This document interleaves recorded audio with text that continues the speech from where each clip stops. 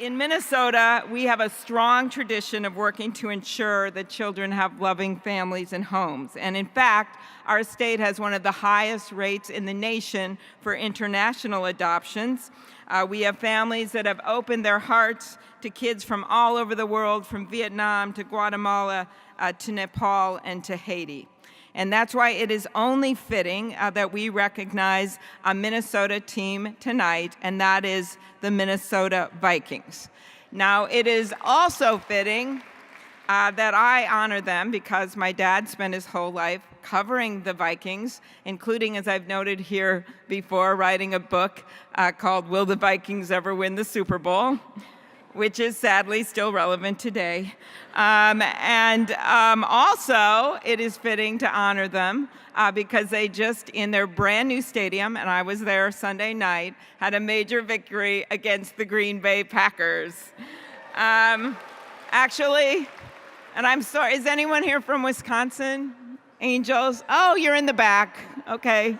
Sorry. Okay, so this next joke you could so my favorite t-shirt that I saw at the game was my two favorite teams are the Minnesota Vikings and anyone that beats the Packers.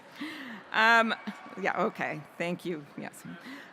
So over the years, the Vikings have changed everything from quarterbacks to uniforms to stadiums, but two things have been constant. One, the color purple, and two, that the Vikings have done so much work for children in our state.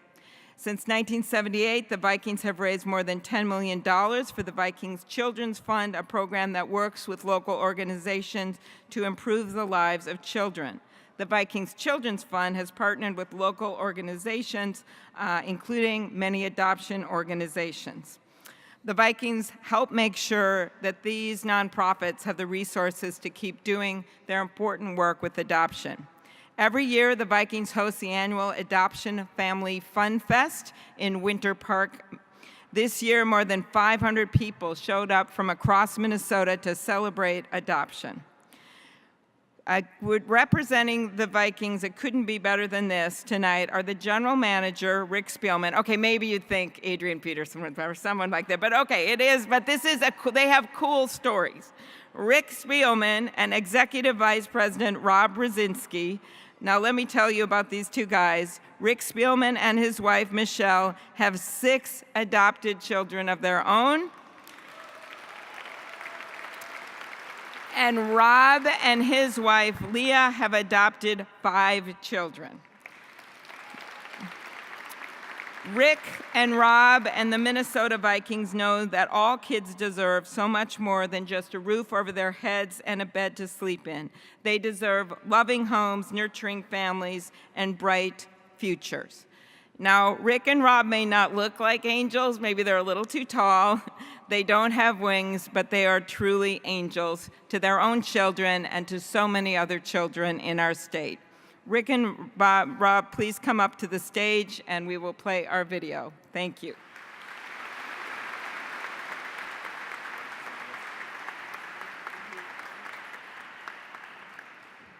Thank you, everybody. I'm going to say a few brief words and then kick it over to the boss here.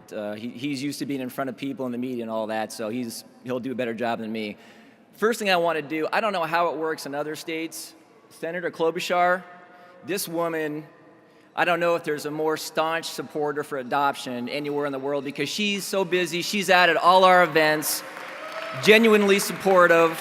I had a personal issue with one of my kids and getting citizenship. I went to her office, unbeknownst to her people in her office took care of me and my family and a bunch of other people in Minnesota to help us get citizenship for our Korean-born children. So thank you so much, Senator, for everything you do.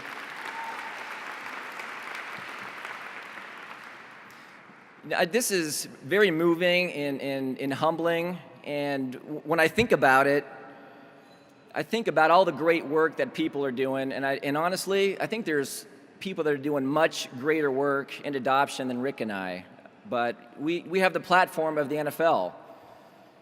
And when I think about that, I'm like, wow, that's a big responsibility, and with that platform that we have, there's a responsibility to do more, and we're not doing enough, and so we're going to be committed tonight with all the people that we've talked to and all the inspiration. We're going to work with the commissioner of the NFL, with all the other teams, and we're going to grow this adoption within our league.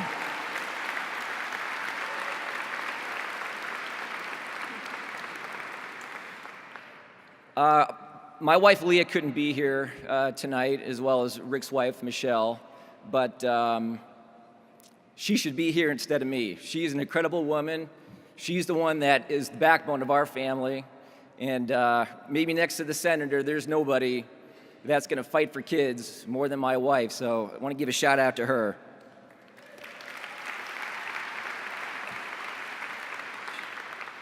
And then just real quick, I have 5 amazing kids. They're all different stories, and they're all such a special part of our hearts. My youngest, Rose, who's 6 years old, she was a baby that when we adopted her, she was a spina bifida baby. She's been through several surgeries. The doctors didn't know she'd ever walk, if she would ever be continent.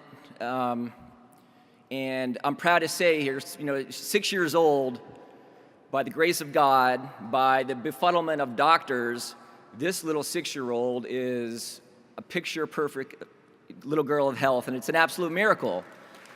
And I say that because, and Rick and I, we get this all the time. You guys, you're amazing. You're doing all these great things. You're adopting kids, your families, the work that you're doing. And for us, it's about what they bring to us, what they've brought to our lives and our families, and really everything that matters to us, and that's our family. And I watch this little girl every day, and there's nobody tougher than her. There's nobody more committed to her, and I'm inspired by her every day with her own little personal journey, and she's amazing, and I want to shout out to my little Rose as well. Before I kick it over to Rick, Rick and I, we talk about our platform. Our goal has been to celebrate adoption, to raise awareness. My wife Leah and I, our message has been adoption can be for everybody. We chose adoption as the way that we wanted to build our family. And so, and other people have brought this up to me in the course of last night and today. The more that we can tell our story and share our stories, hopefully it'll encourage other people, to consider adoption and realize what a wonderful gift it is. So thank you everybody for being here tonight.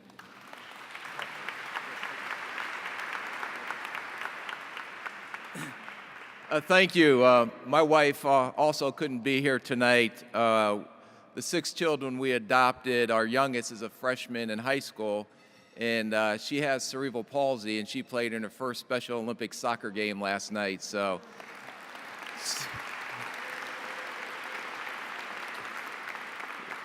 it's always, when I married my wife, our faith in our family always became first before our profession. And when we were unable to have children, my wife was actually reading through a newspaper and saw an ad about foster care and how many kids are in the foster care system. And I talked to my wife, and our belief is that regardless of skin color, size, shape, families come in all different forms, but it's still family. And there's no difference in the world between our family, Rob's family, and any other biological family in the country.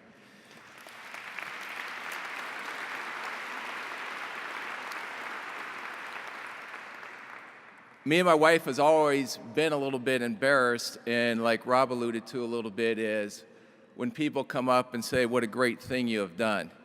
And honestly, I look, and my wife would say, we didn't do anything great. We wanted a family so bad because we were very blessed to grow up in 2 separate families that gave us the love and support to give us a chance to be successful in life, and we wanted to pass that along to children. And one quick story, I remember we always wanted to adopt sibling groups because we never wanted to split families up. And we took in 2 brothers out of Chicago in a real rough section of town.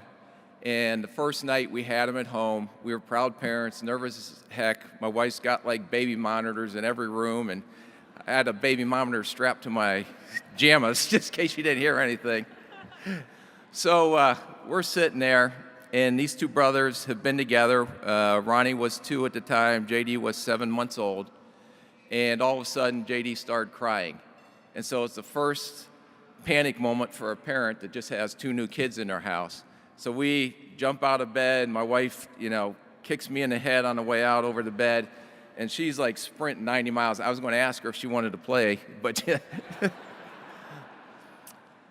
so I come in there, and she stopped, and she had tears in her eyes.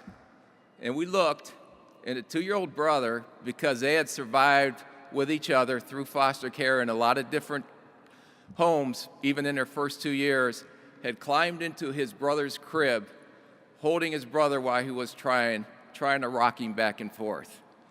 And me and my wife went over there and grabbed the 2 boys, and Ronnie, the 2-year-old, started singing that damn Barney song. I love you, you love me, we're a special family. And I was like, this is it. So now then we have adopted more.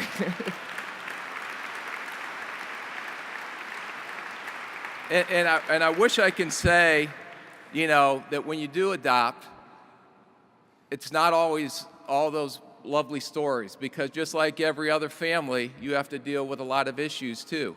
But I also know, talking to colleagues and talking to friends, they deal with the same issues. And sometimes kids that come out of foster care, I counted them, all 6 of our kids, if you added every foster home they were in 92 different foster homes.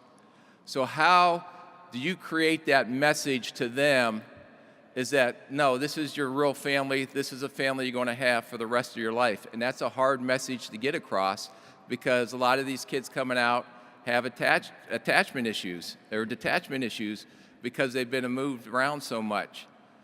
So we've really tried hard in going through a lot of adversity with our kids, but to provide that type of family that they know no matter what happens, that they're always going to have a place to come home. And every child in this world deserves a place to come home. Thank you very much.